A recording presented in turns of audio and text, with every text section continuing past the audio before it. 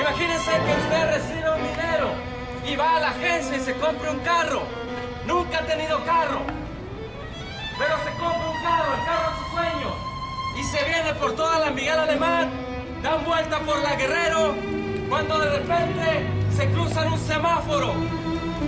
La ley de tránsito dice que no debes de cruzarte los semáforos cuando están en rojo, porque si te lo cruzas vas a provocar un accidente. Pues sabe una cosa, yo no hice caso, estaba emocionado con mi carro negro, con mi carro nuevo. Me crucé el semáforo y ¿saben qué pasó? Provoqué un accidente. ¿A dónde es llevado? Cuando uno provoca un accidente, llega a tránsito, ¿a dónde lo lleva? A la 300, ¿verdad? Pues imagínense que en ese choque murió una persona. Por mi culpa, yo no quería, pero yo me crucé el semáforo, y choqué con otro carro y murió una persona. Imagínense que estoy delante del juez y el juez me dice: mira, hombre, mira, Isaac, tú violaste una regla, una ley de tránsito, te pasaste el semáforo en rojo y provocaste un accidente. Imagínense que yo le digo al juez: juez, me arrepiento, déjame libre. ¿Ustedes piensan que el juez me va a dejar libre nomás porque estoy arrepentido? ¿Verdad que no? El juez va a decir: tienes que pagar la multa. Ahora imagínense que yo agarre dinero y que quiera sobornar al juez. ¿Qué pensarían de ese juez? Que yo le doy 50,000 pesos y el juez me deja libre. ¿Qué pensarían los familiares de la víctima? Se enojarían con ese juez. Dirían: juez es un juez corrupto porque no hizo justicia. Ese hombre violó una ley de tránsito y tiene que pagar la multa.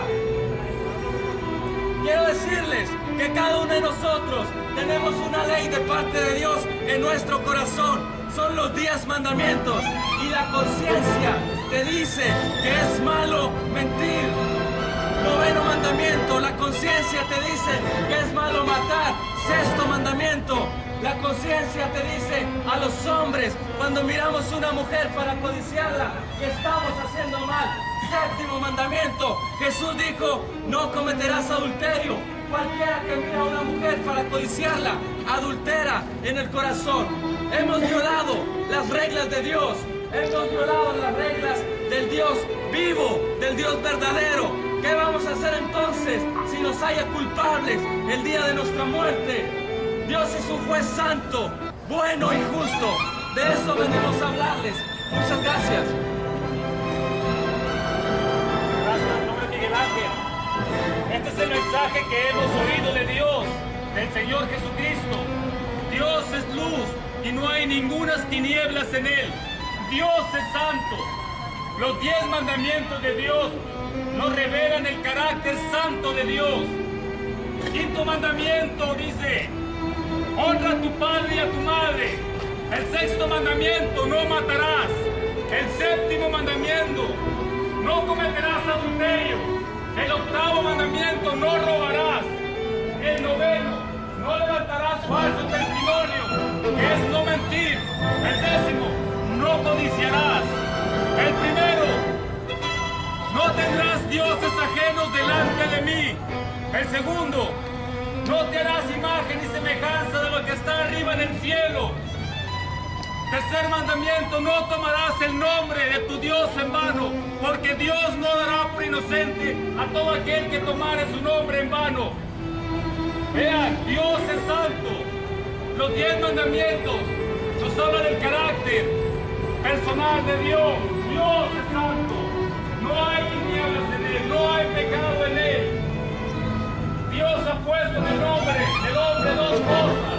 Las ha escrito en su corazón. La primera es la eternidad. El hombre es eterno. El hombre es eterno. Lo único que muere es este cuerpo. Un cuerpo que hemos recibido de Adán y Eva. Un cuerpo pecaminoso por causa de un pecado que solamente cometió Adán. Fue destituido de la fuente de vida que es Dios.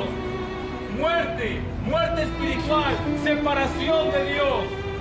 Al igualmente el hombre está separado de Dios, muerto espiritualmente. por causa del pecado de Adán.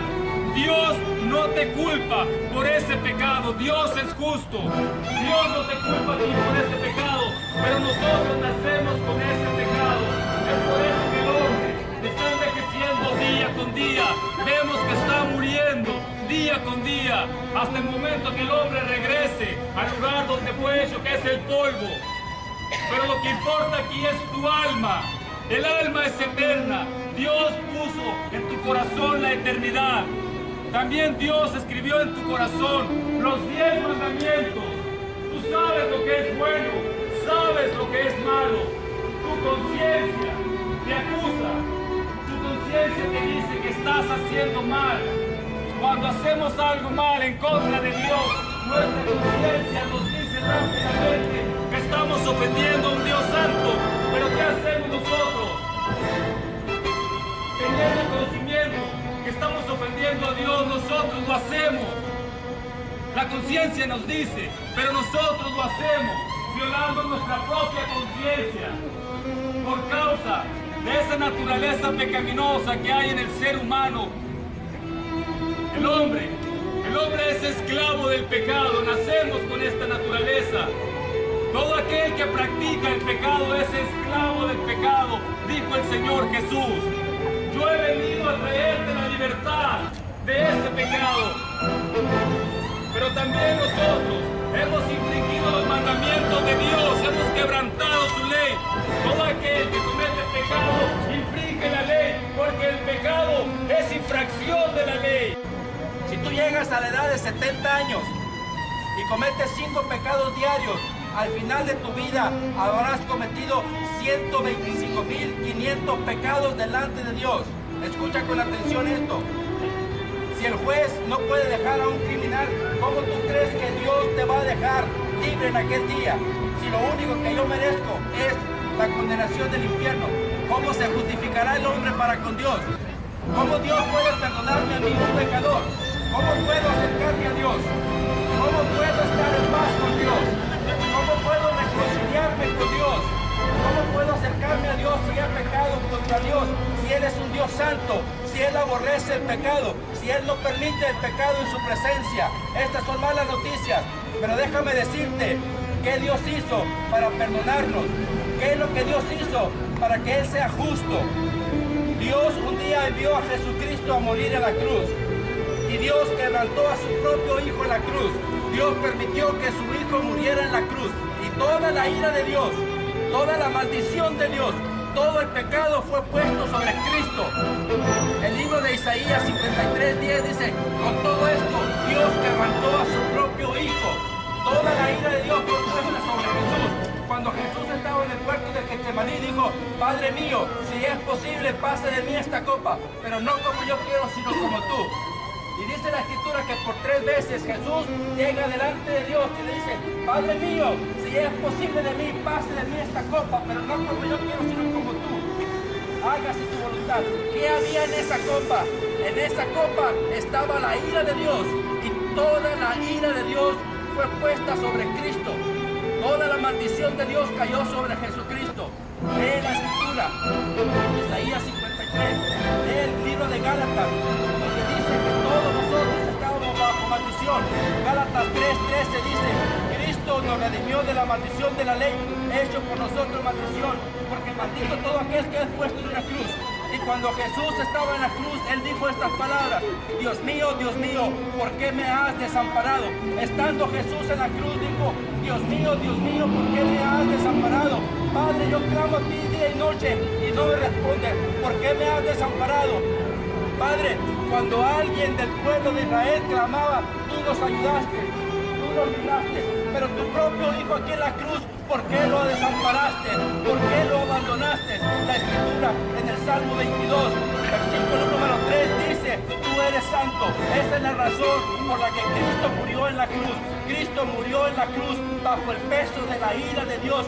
Toda la ira de Dios fue puesta sobre Cristo Jesús. El Hijo de Dios fue puesto en la cruz por tus culpas y por mis culpas, por tu pecado y por mi pecado.